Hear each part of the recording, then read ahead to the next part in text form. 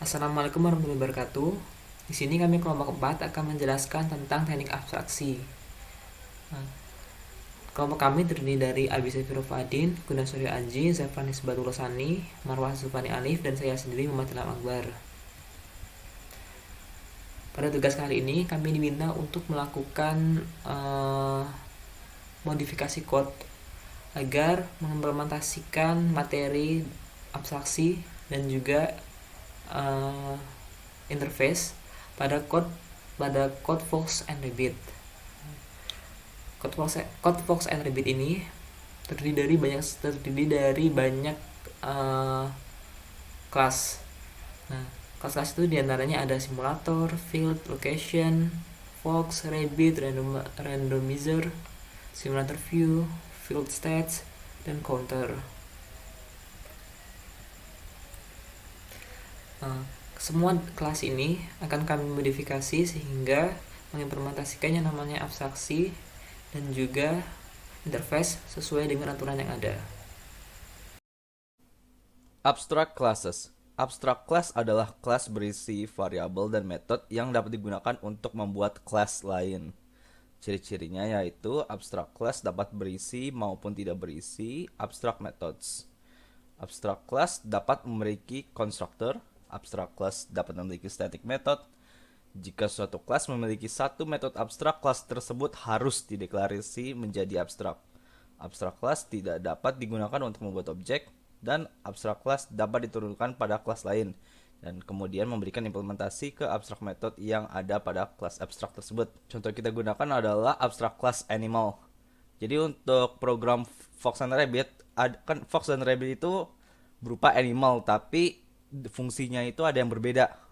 Maka dari itu kita buat superclassnya abstrak. Kenapa? Karena di sini ada abstrak public. Jadi di sini Fox dan Rabbit dia itu define age, life, field, dan location. Semuanya itu kita akan masukin ke superclassnya. Kecuali age karena di situ sifatnya akan berbeda antara Fox dan Rabbit. Kita juga akan memberikan aksesor dan mutator ke setiap variabel kayak seperti is alive, get location, dan lain-lain. Lalu kita juga untuk semua metode aksesor dan mutator kita gunakan visibility protected pada metode tersebut agar dapat di-call subclassnya. Lalu abstract method adalah metode yang belum diimplementasikan di abstract class, melainkan di subclassnya. Abstract method dideklarasikan menggunakan keyword abstract. Jika abstract method ingin diletakkan pada suatu kelas, maka kelas yang diletakkan metode abstract tersebut harus dideklarasikan sebagai abstract. Abstract method tidak memiliki body. Secara umum, metode abstrak yang ada pada parent class akan dideklarasikan bodinya pada subclass. Hal ini disebut dengan overriding. Abstract method di kelas animal. Jadi abstract method kita pakai adalah abstract public void act yang akan mempass parameter list animal new animals. Untuk di kelas fox dan kelas rabbit, fungsi act ini akan berbeda. Karena untuk fox dia itu kalau di sini sifatnya fox kan memakan rabbit. Jadi misalnya kalau kita membuat new fox, kita harus memperhatikan hungernya. Jadi semakin banyak fox, hungernya akan ikut meningkat. Jadi kan misalnya makin banyak fox, dia makin banyak kompetisinya. Jadi hungernya kita increment. Sementara untuk rabbits di program ini, dia itu hanya increment age. Jadi dengan fungsi abstrak ini kita bisa menggunakan metode act dengan body yang berbeda yaitu di fox dan di rabbit. Baik, dalam topik ini kita akan bahas tentang multiple inheritance. Jadi multiple inheritance itu merupakan sebuah fitur dari konsep berorientasi objek, di mana sebuah kelas dapat diturunkan dari beberapa kelas induk. Kelas turunan tersebut dapat mewarisi karakteristik dari kelas-kelas induknya. Nantinya multiple inheritance ini akan berhubungan dengan interface, yang mana interface nanti akan kita jelaskan pada slide-slide selanjutnya. Dalam topik ini, penulis membahas perlu adanya penambahan kelas baru untuk menghindari resiko tidak konsistennya data yang dapat mempengaruhi hasil simulasi. Kelas yang dimaksud adalah kelas aktor dan kelas drawable. Jadi dalam real simulation, bahwa variabel-variabel yang ada itu tidak hanya rabbit dan fox saja. Ada variabel-variabel lain yang menentukan keduanya saling berinteraksi.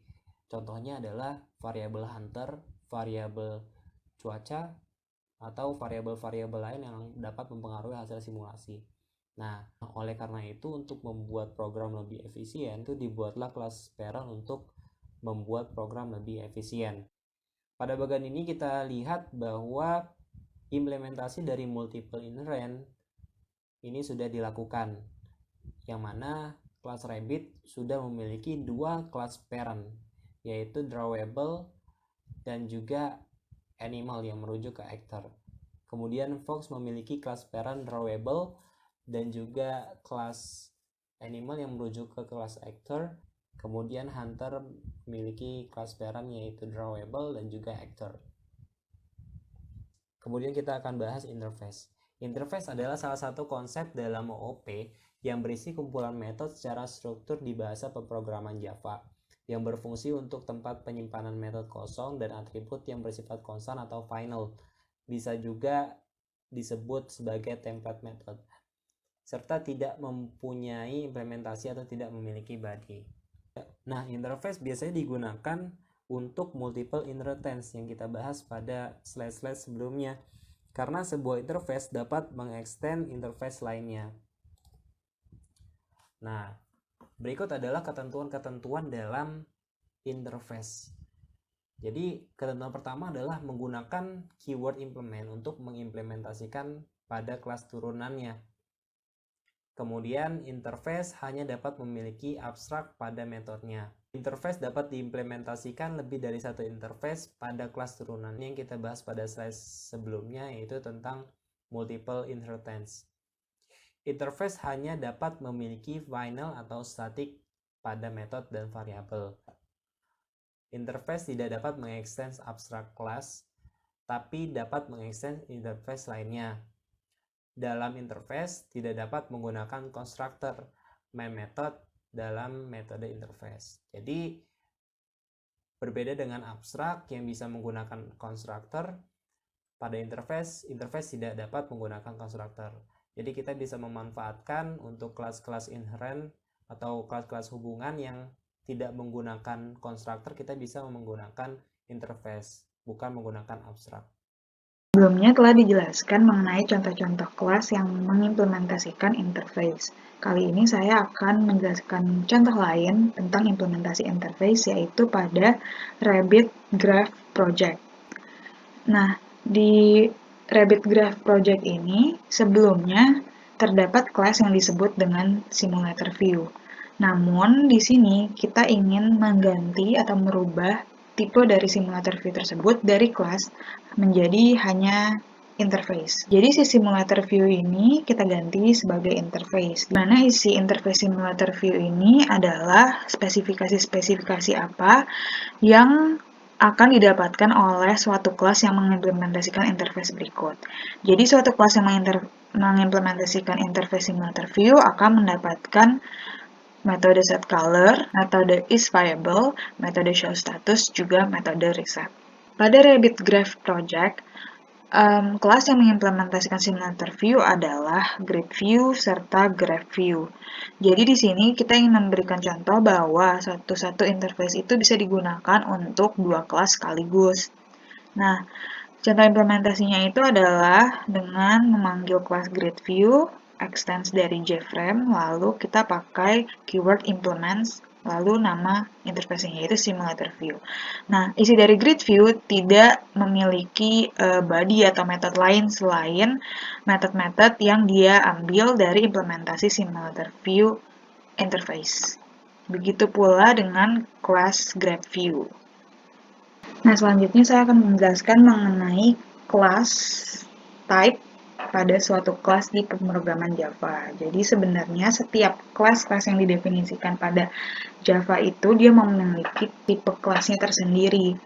Nah, setiap tipe kelas dari suatu kelas ini memiliki kelas bertipe objek. Nah, objek tersebutlah yang biasanya kita gunakan untuk memanggil metode-metode yang ada pada suatu kelas yang telah kita definisikan sebelumnya. Nah, kelas bertipe objek itu sebenarnya ketika kita mendefinisikan suatu objek dari suatu kelas, sebenarnya dia memanggil metode getClass pada kelas dari suatu nama kelas. Cara untuk memanggil metode getClass itu juga bisa digunakan dengan sintaks ini, yaitu nama kelas dot class.